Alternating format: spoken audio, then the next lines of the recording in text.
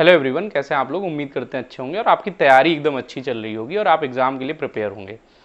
आज हम लोग बात करेंगे कि जो हम लोग मॉक देते हैं ना, उसमें कुछ लोग ऐसे होते हैं जिनके मॉक में 80 से 90 नंबर आते हैं, लेकिन वो एग्ज़ाम में क्यों गड़बड़ कर जाते हैं और उनका सिलेक्शन नहीं होता। और कुछ लोग ऐसे होते हैं जिनके 50 से 60 मार्क्स मॉक्स में आ रहे होते हैं, लेकिन वो एग्ज़ाम में सिलेक्शन ले लेते हैं। क्या ऐसा डिफरेंस है जो है, उस पर हम बात करेंगे।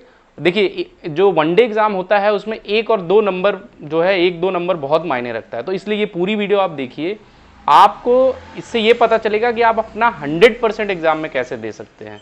ठीक है। दूसरी हम लोग बात करेंगे कि कुछ लोग का एग्जाम में जो है परफॉर्मेंस क्यों गड़बड़ हो जाता है और कैसे आप अपना जो है एग्जाम में 100% दें, और जितने भी आपने मॉक दिए हैं उसका एक्सपीरियंस कैसे आप अपने एग्जाम में दें। ठीक है। तो सबसे पहले हम लोग बात करते हैं कि कुछ लोग होते हैं जिनके मॉक में हमेशा 70 से 80 नंबर आते हैं और वो जो है एग्जाम में जब जाते हैं ना तो वो बहुत ज़्यादा प्रेशराइज हो जाते हैं। इसका कारण क्या है कि जब आप मॉक देते हैं तो घर पे एकदम रिलैक्स रहते हैं, और जब आप कभी एग्जाम देने जा रहे हैं, मान लीजिए एनटीपीसी का एग्जाम देने जा रहे हैं आप, तो आप पहली बात तो 200-300 किलोमीटर सेंटर गया है, तो कुछ लोग गलती क्या करते हैं, उनका 11 बजे एग्जाम है तो वो मॉर्निंग में घर से निकलते हैं और 5-6 घंटे का ट्रेवल करके जाते हैं। उससे क्या होता है, एक तो वो थके रहते हैं और वो रिलैक्स नहीं फील करते। तो देखिए, जो मेरा सबसे बड़ा सजेशन है आपको कि जब भी एग्जाम मान लीजिए आपका 11 बजे है पहली शिफ्ट पे, तो आप रात में जाके वहाँ उस सिटी में स्टे करिए अगर आपका जुगाड़ हो अच्छे से, और सुबह बढ़िया से उठिए, नहाइए धोइए और रिलैक्स होकर एग्जाम देने जाइए। दूसरी बात, जब जैसे ही आपकी एग्जाम डेट पता चले और आपको शिफ्ट पता चले कि मेरा इस शिफ्ट में एग्जाम है, तो कम से कम 1 हफ्ते तक उसी टाइम पे, मान लीजिए आपका 11:15 से एग्जाम है या 12:30 से एग्जाम है, तो आप 12:30 से घर पे बैठ के मॉक देने का प्रैक्टिस करिए। 1 हफ्ते में आप क्या है ना कि उस टाइम में आपका दिमाग हैबिचुएट होगा और आप मॉक में और एग्जाम में जो है अच्छा परफॉर्मेंस करेंगे।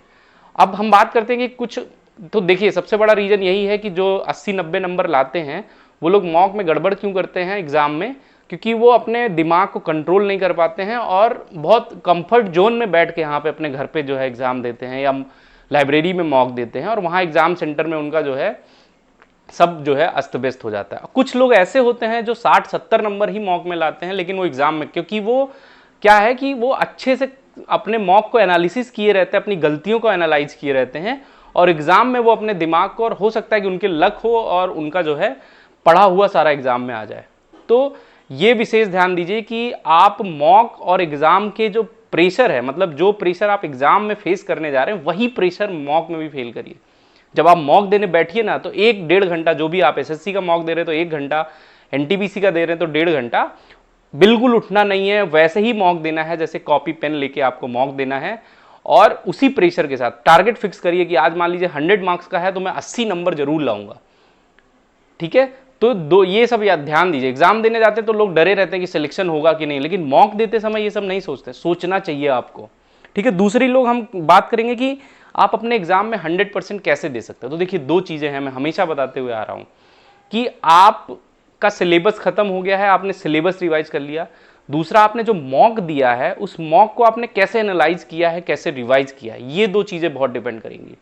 सिलेबस का एकदम अच्छे से रिवीजन, उसके साथ साथ जो आपने मॉक दिया है, जो पीवाईक्यू दिए हैं उनका अच्छे से रिवीजन, एनालिसिस करना, और जब भी मॉक देना तो आप उतना टाइम उठिए मत और उसी सिनारियो में मॉक दीजिए जिस सिनारियो में आप एग्जाम देने जा रहे हैं।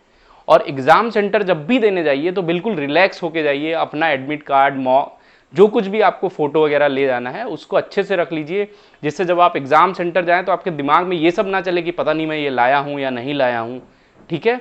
एकदम रिलैक्स होके एग्जाम दीजिए, एग्जाम देने जाइए, एक दिन पहले पहुंचिए वहां पे, और ये ध्यान दीजिए कि तबीयत वगैरह ना खराब हो। और एक जो गलती हम लोग करते हैं कि इसी समय आप कट ऑफ की खूब वीडियो देखने लगते हैं।